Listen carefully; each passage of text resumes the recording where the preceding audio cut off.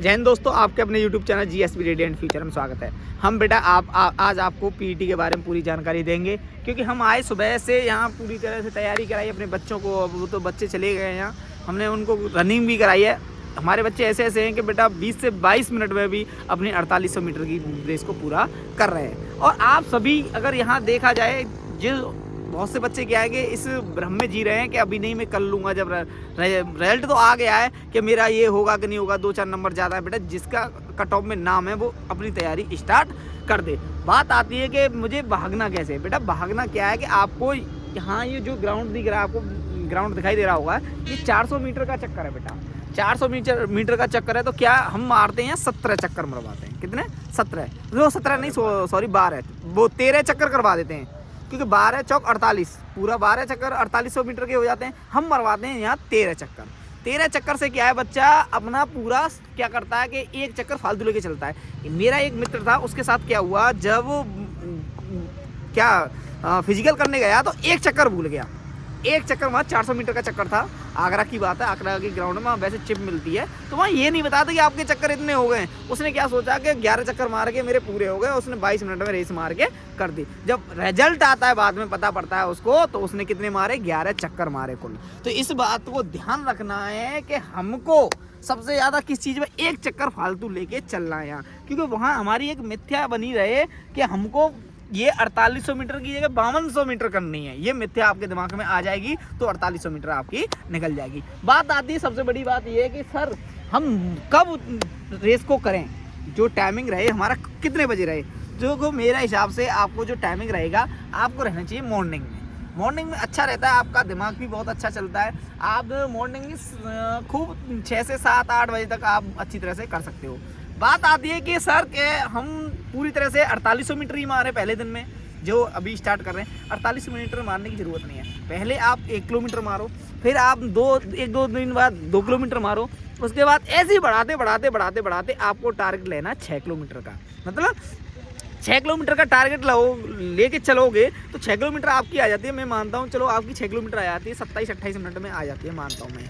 तो आप जो 4800 मीटर है ना बेटा, आपकी 22 से 23 मिनट में लास्ट निकल जाएगी। क्योंकि आपको क्या बन जाएगी, आपकी एक रिदम बन जाएगा, आपके दिमाग में रहेगा कि मुझे 6 किलोमीटर जाना है। आप बीच में शूट भी मार सकते हो, जैसे रिदम बन जाता है ना, आदमी की सांस बन जाती है, तो वो क्या करता है, फिर उसको बीच में शूट भी मार सकता है इस चीज़ का। तो बात आती है यहाँ, और चेस्ट का भी ध्यान रखना है। बहुत से बच्चे चेस्ट में भी फेल हो जाते हैं कि वो उनके दिमाग में रहता है मेरी जो चेस्ट है, फुलाव नहीं हो पाता। सबसे बड़ी बात क्या है, फुलाव नहीं हो पाता। आपको अगर 5 सेंटीमीटर मांगा है ना, तो फुलाव नहीं हो पाता है, फिर क्या करता है, गड़बड़ कर जाता है। तो उस चीज़ को भी देखना है। दौड़ भाग पूरी तरह से करनी है। ऐसा नहीं लेना कि अपना दिमाग पर बर्डन नहीं लेना, क्योंकि अब जो आपका क्या चल रहा है, नवंबर चला, नवंबर एंड ही हो गया है। अब आपको 1 महीना मिलेगा, क्योंकि ऐसा भी हो सकता है 1 महीना ना मिले, 20-22 दिन मिले। दिसंबर में 20 दिसंबर से आपके क्या हो जाए, फिजिकल स्टार्ट हो सकते हैं, पॉसिबिलिटी बता रहा हूँ, ये आगे ही बढ़ सकते हैं। आप अपने दिमाग में मिथ्या बना के चलोगे मुझे 15-20 दिन में तैयारी करनी है।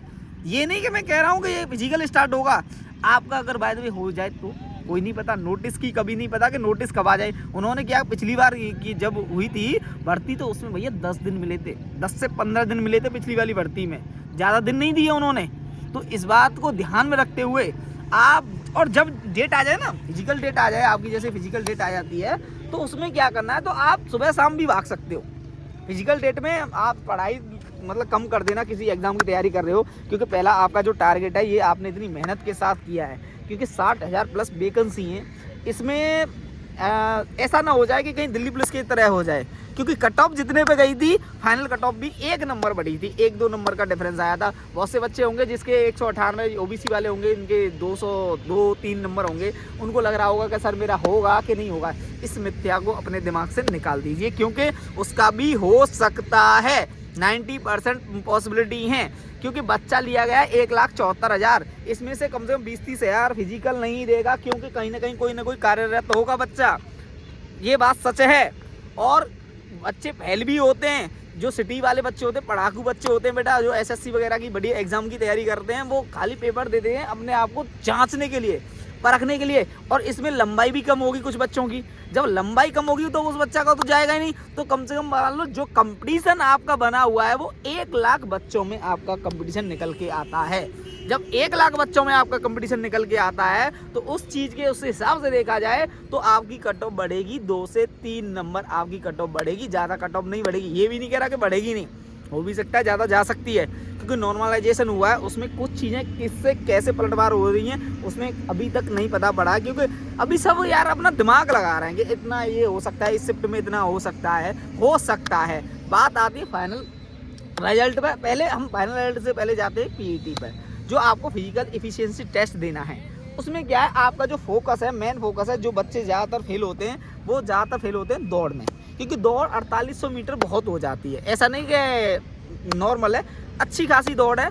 बट आपका जो सीजन चल रहा है, जो आपका ये सीजन चल रहा है, तो इस हिसाब से बेटा आपको भागने में इतनी तकलीफ नहीं आएगी, क्योंकि गर्मी में ज़्यादा तकलीफ आती है भागने में, क्योंकि बच्चा एक बार रिदम बना लेगा ना यहाँ, तो उसको भागने में कोई दिक्कत नहीं आएगी। तो इसीलिए मैं सब बच्चों से क्या कहता हूँ कि 6 किलोमीटर अपनी तैयारी रखें, ठीक है, 6 किलोमीटर। तो आज के लिए बस इतना ही। जय हिंद, जय भारत।